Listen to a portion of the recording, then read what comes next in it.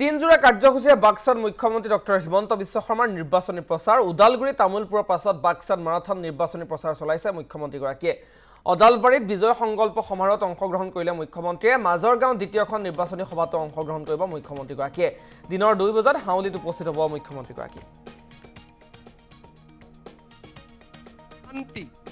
শান্তিৰ পিছত আমাক কি লাগিব ভূমিৰ অধিকাৰ লাগিব তাৰ পিছত আমাক কি লাগিব যে আমাৰ ইয়াতে অসমৰ বেলেগ বেলেগ অঞ্চলত যেনেকে কাম হৈ আছে আমাৰ বিটিআৰতো কাম হ'ব লাগিব আজি যদি বিজেপি নাথাকে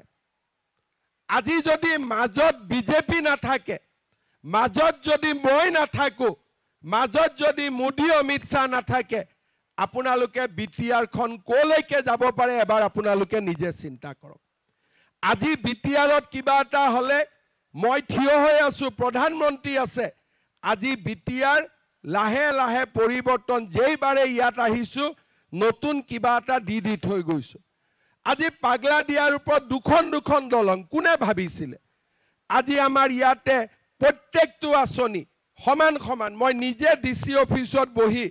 কৈ গৈছো এবাৰ যাতে অৰুণোদয়ত গণ্ডগোল নহয় সকলোৱে পাওক লাগিলে 10,000 বেছি কৈ দি দিম কিন্তু গণ্ডগোল হ'ব নালাগে সকলো দুখীয়া মানুহে পাওক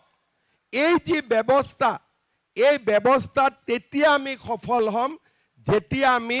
বিজেপিক শক্তিশালী কৰি ৰাখিম যদি বিজেপি দুৰ্বল হৈ যায় আপোনালোকে বুজি ল'ব কথাবোৰ আপোনালোকে ভাবাৰ দৰে নাথাকিব কিন্তু বিজেপি যেতিয়া মাজত থাকিব তেতিয়া আমি সকলো প্ৰথম শ্ৰেণীৰ নাগৰিক হৈ থাকিব পাৰিম আমি কোনো দ্বিতীয় শ্ৰেণীৰ নাগৰিক হ'ব নালাগে ইয়াত ক্যান্ডিডেটৰ কথা নাই মোৰ কাৰণেতো সহজ আছিল আমাৰ ইলেকশ্যনৰো দৰকাৰ নাথাকে মই হাগ্ৰামাক কলোতেন বাবা তই জিকিলে আমি তোৰ লগত আছো প্ৰমোদক কম বাবা তুমি জিকিলে আমাৰ লগত আছো আমাৰ কাৰণেতো অসুবিধা নাই কিন্তু যদি বিজেপি পদুমত ইয়াত নিজিকে মই আমাৰ মানুহখিনি কেতিয়াও প্ৰথম শ্ৰেণীৰ নাগৰিক কৰিব নোৱাৰিম সেইবাবে এইবাৰ আমি কৈছো যে কোনো আমাৰ শত্ৰু নহয় কিন্তু আমি এবাৰ বিজেপিক শক্তিশালী কৰি কোকৰাঝাৰলৈ পঠিয়াব খুজিছো আৰু সেই কাৰণে সকলোৱে এইবাৰ কাৰো লগত কাজিয়া পেচাল নাই কাকো সমালোচনা নাই যোৱা মই ওদালগুৰি তামুলপুৰ ইয়াতে মই মিটিং কৰিছো কতো মই কোৱা নাই যে বিটিআৰক ইমান টকা দিছিলো কত গল টকা বিটিআৰক ইমান ঘৰ বনাব টকা দিছিলো কত গল ঘৰ নবনিল কিয় 10টা কথা মই সমালোচনা কৰিব পাৰো কিন্তু বিটিআৰ সমালোচনাৰ জায়গা নহয় স্পৰ্শকাতৰ অঞ্চল মই যদি মুখ্যমন্ত্ৰী হিচাপে ইয়াত আহি খেলিমেলি কথা কব আৰম্ভ কৰো মোৰ একো নহয় মইতো হেলিকপ্টাৰত গুছি যাম থকা মানুহখিনিৰ অসুবিধা হ'ব সেই কাৰণে আমাৰ এটাই কথা যে আমি ইউপিপিএলৰো বিৰোধী নহয় বিপিএফৰো বিৰোধী নহয় মাত্ৰ আমি ইয়াতে পদুমক শক্তিশালী কৰিব খুজিছো যাতে বিজেপিৰ নেতৃত্বত আমি বিটিআৰত সকলো প্ৰথম শ্ৰেণীৰ নাগৰিক হিচাপে আমি বিটিআৰখনক আগুৱাই লৈ যাব পাৰো সকলোৱে মুছলপুৰ আমি জিকিম নে নাই মুছলপুৰ জিকাব পাৰিব নে নাই সবে মোক কয় খেলিব লাগে খেলিলেতো নহব খেলিলেতো গোল পোষ্টত গোল দিব পাৰিব লাগিব হয় নে নহয় খেলিব লাগে নে জিকিব লাগে ডাঙৰ কৰি ক'ব লাগিব খেলিব লাগে নে জিকিব লাগে গতিকে ইমান দিনে আমাক সকলোৱে কয় ইলেকশ্যন খেলিব লাগে মই কৈছো বাবা খেলিলেতো নহব খেলিলেতো জিকিব লাগিব গতিকে আপোনালোকে জিকাব পৰাকৈ আপোনালোকে কামবিলাক আৰম্ভ কৰক আমি যাতে নিৰ্বাচনত জিকিব পাৰো বিটিআৰত শান্তি সম্প্ৰীতি আনিব পাৰো আৰু আমি বিটিআৰখনক শক্তিশালী কৰিব পাৰো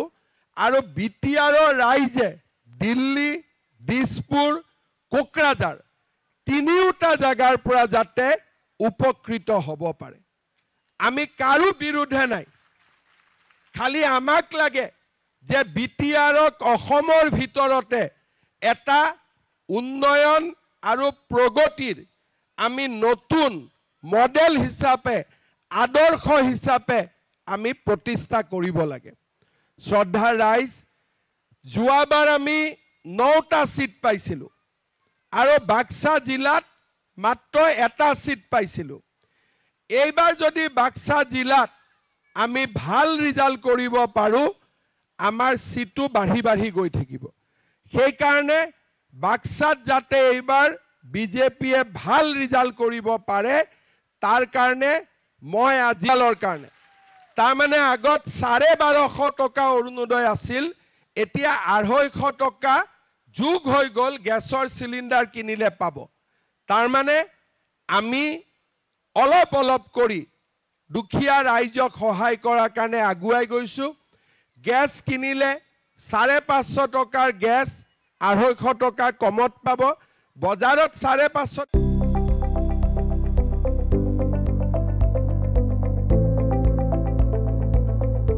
NB নিউজ, সহজ সৰল ভাষাত নৱভাৰতৰ কথা।